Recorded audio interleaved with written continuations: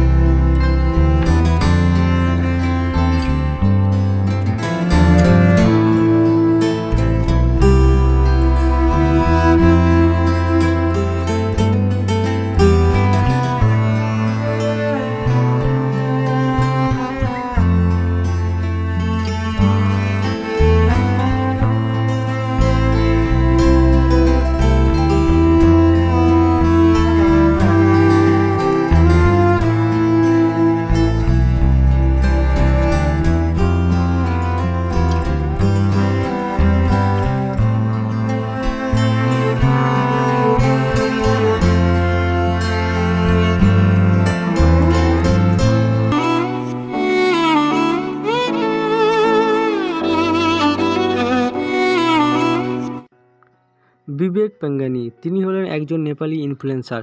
সে তার দর্শকদের কাছে তার সমস্ত ভিডিওগুলো ব্লগ আকারে তুলে ধরতো, কিন্তু আজ তাদের লাভ স্টোরির গল্প শুনে সবার কার চোখে জল আসতে বাধ্য।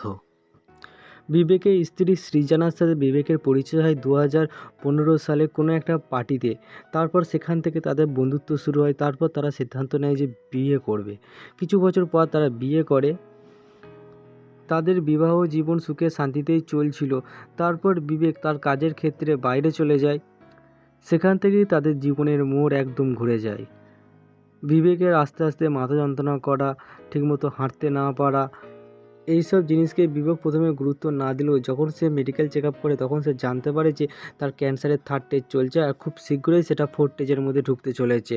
কিন্তু সেটা জানার পর তার স্ত্রী সমস্ত কিছু উজাড় করে দিয়ে সৃজনা বিবেকের সেবা যত্ন করতে থাকে। তার জন্মদিনে বার্থডে সেলিব্রেট করা থেকে তার স্নান করা থেকে সমস্ত কিছু সৃজনা নিচে হাতে করতে থাকে। সে ভেবেছিল যে তার ভালোবাসার কাছে হয়তো বিবেক আবার ফিরে আসবে, কিন্তু বিবেকের হাতে ছিল মাত্র 6টা মাস। হাতে গোনা 6টা মাস দেখতে দেখতে কবে চলে এসেছিল তা কেউ বুঝতে পারেনি। আজ বিবেক সবাইকে ছেড়ে দিয়ে চলে গেল, কিন্তু রয়ে গেল তাদের ভালোবাসার স্মৃতি হয়ে সমস্ত দর্শকের কাছে। जब ख्वाब लिखूं तुझे कुछ कुछ हो मैं